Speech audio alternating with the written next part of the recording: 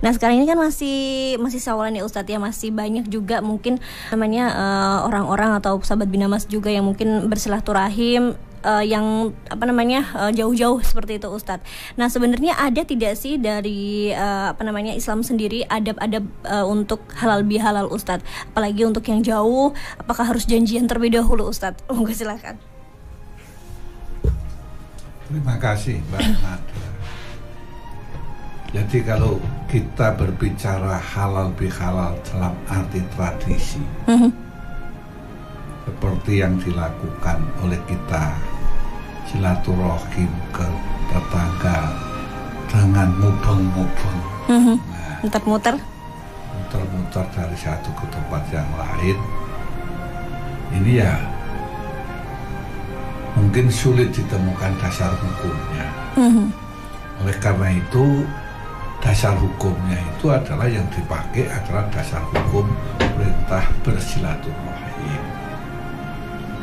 Ini nanti ya karena memang agama ini dalam amaliyahnya itu mengamalkannya itu khususnya yang tidak ada contohnya langsung, ini akan berkembang sesuai dengan kondisi dan situasi.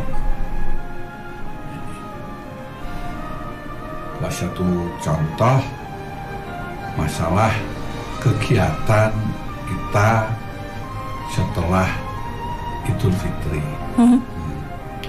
Ini adalah contohnya seperti apa ya, sesungguhnya pada awalnya hanya di masjid untuk saling bersalam-salaman, bertemu, mungkin makan-makan dan lain sebagainya di masjid. Selesai ya sudah, besok sudah aktivitas biasa lagi. Tapi khusus untuk di Indonesia, terlebih di Jawa, ini dengan berbagai macam acara. Bahkan muncul acara-acara itu, kadangan acara itu yang bertentangan dengan syar'i. Nah ini yang mestinya kita luruskan, tidak usah kita salahkan. Jadi, orang salah itu disalahkan tidak akan sakit hati. Maka orang salah itu tidak bisa disalahkan, tapi orang salah itu dibetulkan. Nah ini pentingnya memahami ini. Kadang kita ini kan yang dikedepankan permusuhannya. Ya egonya ya Ustaz ya. Ya egonya, bahwa kamu itu teraka kan. Ini kan Masya Allah ini. Nah, saya nggak sepakat dengan cara-cara itu. Nggak kita luruskan sehingga bagaimana kegiatan-kegiatan yang dilakukan ini adalah kegiatan-kegiatan yang masih dalam koridor keislaman. Nah ini yang penting itu. Jadi seperti contoh kita mau mungkin mohon maaf kita regresi ke laut. Nah, ya yang kita pakai dasarnya bagaimana kita di laut itu untuk berpikir mensyukuri nikmat Allah. Dimana kalau kita berpikir betul dengan merenungi keadaan di tepi laut itu, kita akan merasa jadi hamba Allah yang sangat-sangat kecil. Tidak mempunyai kekuatan apa-apa. Kita duduk di tepi pantai, kalau ujuk-ujuk apa ya bahasa tiba-tiba ya tiba-tiba itu laut ombaknya besar, kita tidak bisa berbuat apa-apa. Kita akan tergulung. Udah ya Ustaz ya. Atau kadang ada orang yang begitu gembiranya main-main di tepi tanpa dinyana-nyana opo itu. Disangka-sangka. Dia kesembia air, lalu katut dari rumah sehat, tidak ada kabarnya, malah nggak kembali, mayatnya saja tidak kembali. Yang banyak yang seperti itu. Ini ada yang demikian. Nah, disinilah kita lalu berpikir betapa kecilnya kita, di mana kita kadang merasa hebat, merasa ganteng, merasa cantik, merasa kuat, merasa kaya, merasa pandai, dan lain sebagainya.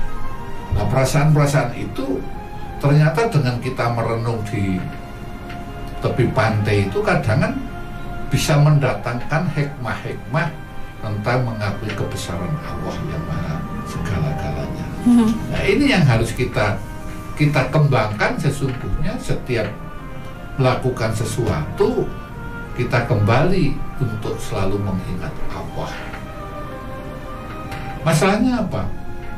Kalau kita ini pas hari raya rasanya begitu gembiranya, pulang dengan mobilnya, dengan anak cucunya, dimana kita tidak tahu apa yang bakal terjadi. Seperti contoh yang terjadi di tetangga desa saya. Pulang dari Jakarta naik motor, suami, istri, dan anak. Ternyata suami, istri, dan anak itu nggak sampai rumah karena mati di perjalanan ketiganya. Kecelakaan, Ustaz? Iya. Disinilah kita harus sadar betul bahwa kita tidak tahu apa yang bakal terjadi. Maka kegembiraan yang kita lakukan masih dalam koridor mensyukuri nikmat. Ini yang harus kita kembangkan itu ke sana. Dalam koridor mensyukuri nikmat, kita syukur berhari raya kita bisa menyelesaikan tugas berat kita. Saya merasa ya berat lah, puasa di bulan Ramadan. Puasa itu kan tidak hanya menahan lapar, makan dan minum, tapi juga puasa mata, puasa hati, puasa anggota. Ini yang kita puasa semuanya. Kita bisa lulus. Kita dengan lulus puasa itu kita diwisuda kalau bahasa komunikasi. Bahasa akademisnya. Dengan Idul Fitri, sholat, mengagungkan Allah, mensyukuri nikmatnya. Allahu Akbar, Allahu Akbar, Allahu Akbar. Allah Maha Besar, Allah Maha Besar, Allah Maha Besar. La ilaha illallah, wallahu Akbar. Tidak ada Tuhan yang wajib disembah kecuali Allah. Allah Maha Besar. Ini yang harus paham. Jadi kadang kita itu nggak paham. Disinilah pentingnya kita ini untuk selalu tafakur, berpikir-pikir, lalu muhasabah, bertanya pada diri kita sendiri. Inilah hal-hal yang sesungguhnya permasalahan ini tanda petik seolah-olah sepele, tapi ini bisa jadi gawe. Karena kita tidak bisa mensyukuri nikmat. Maka Allah menyampaikan dalam Al-Quran, la in syakartum la azidanakum wa la in kafartum inna adzabi lasyadid. Apabila kamu pandai bersyukur, pasti akan aku tambah nikmat itu. Tapi kalau kamu sampai kufur, tidak bisa bersyukur, inna adzabi lasyadid, tunggulah bahwa siksaku itu amat pedih.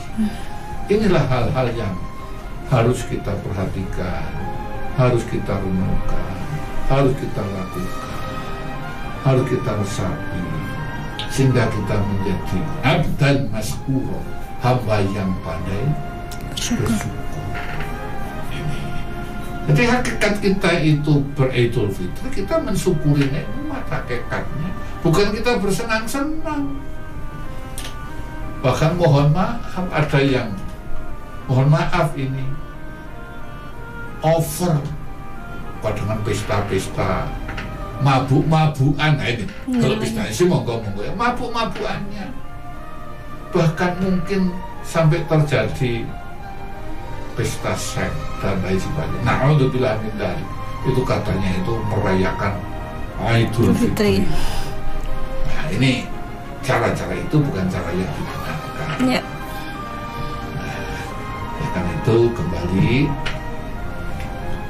dalam beridul fitri ini kita bersyukur sehingga kita bisa silaturahim kepada saudara-saudara kita, tetangga kita, orang tua kita, mbah-mbah kita, paklik kita, bulik kita, semua untuk dirajut dalam satu keluarga. Karena apa? Kita ini terbentuk sebuah kebersamaan. Agar apa? agar kita itu nanti pada akhir kehidupan kita dikumpulkan bersama saudara-saudara kita di surga Allah bersama Rasulullah. Sehingga kita ini dikasih syafaat oleh saudara kita, dikasih pertolongan oleh saudara kita manakala kita membutuhkan. Satu contoh, ada seorang ulama pesan, ulama ini loh,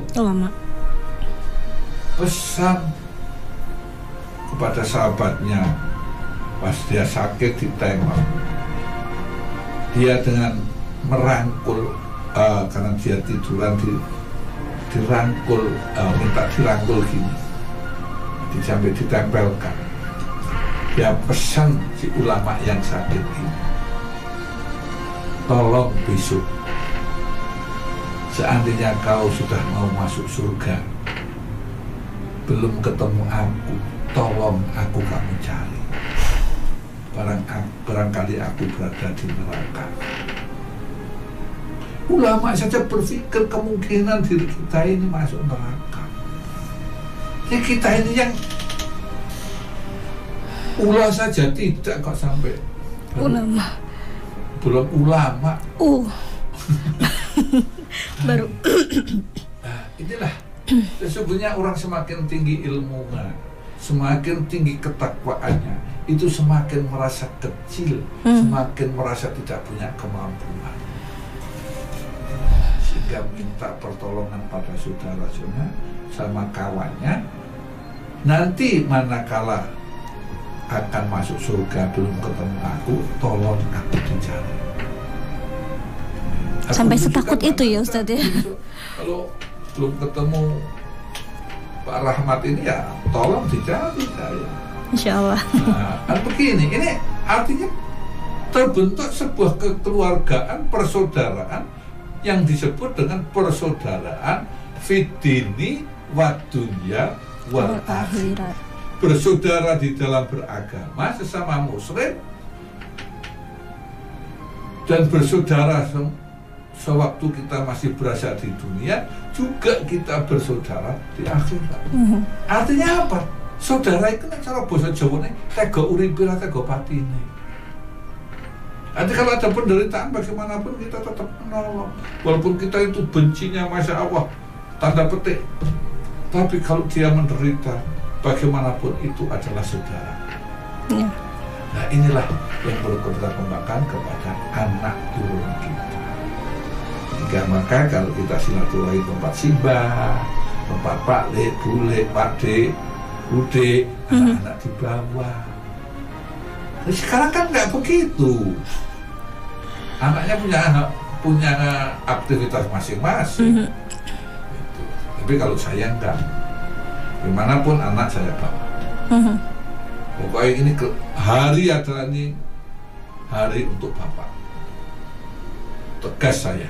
Tidak peduli saya mau ini enggak, pokoknya hari ini kamu susun adalah untuk Bapak. Itu. Jadi besok sudah enggak aku. Ya sudah hari itu. Inilah kawan. Iya, terima kasih Ustadz atas penjelasannya, luar biasa. Ini makna halal bihalal. Alhamdulillahirabbil alamin, subhanakallahumma wa bihamdika, asyhadu alla ilaha illa anta, astaghfiruka wa atubu ilaik. Maha suci Engkau ya Allah dan segala puji bagimu. Aku bersaksi bahwa tiada Tuhan melainkan Engkau. Aku mohon ampun dan bertobat kepadamu. Wassalamualaikum warahmatullahi wabarakatuh.